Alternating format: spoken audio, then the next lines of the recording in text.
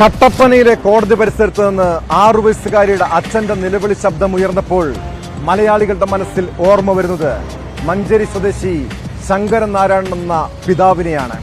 ആരാണ് ഈ ശങ്കരനാരായണൻ? പലരും മറന്നു കാണില്ല. സ്വന്തം മകളുടെ കൊലയാളിക്ക് സ്വയം വധശിക്ഷ നടപ്പാക്കിയ ഒരു പിതാവ്.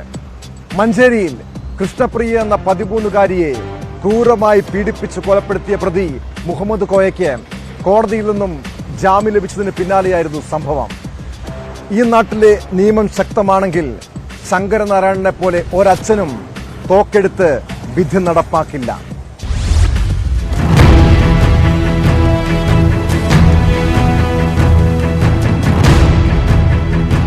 മലപ്പുറം മഞ്ചേരി സ്വദേശി ശങ്കരനാരായണന്റെയും ഭാര്യ ശാന്തകുമാരിയുടെയും 3 മക്കളിൽ ഇളയ കുട്ടിയായിരുന്നു കൃഷ്ണപ്രിയ. അച്ഛന്റെയും അമ്മയുടെയും പൊന്നോമനയായി 13 വയസ്സുവരെയും ജീവിക്കാനേ അവൾക്ക് യോഗമുണ്ടായുള്ളൂ. 2001 ഫെബ്രുവരി 9 സ്കൂൾ വിട്ടുവരുന്ന വഴി കൃഷ്ണപ്രിയയെ അയൽവാസിയായ മുഹമ്മദ് കോയ എന്ന 24-കാരൻ പീഡിപ്പിച്ച് കൊലപ്പെടുത്തി.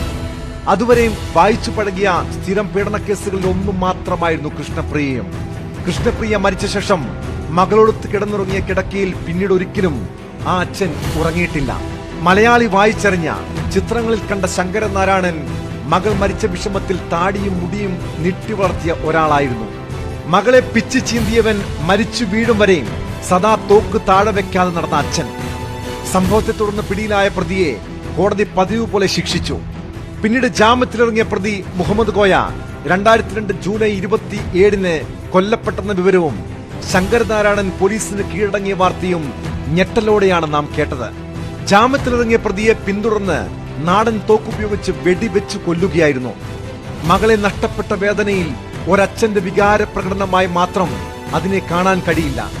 കോടതിയിൽ നിന്ന് നീതി കിട്ടാത്തപ്പോൾ സ്വയം നീതി നടപ്പാക്കിയ ഒരച്ഛനെ ഹീറോയായി വാഴ്ത്തിപ്പാടിയവരുണ്ട്.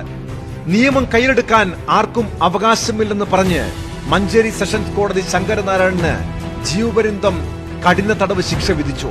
പിന്നീട് നീതിദേവതയും കണ്ണു തുറന്നു.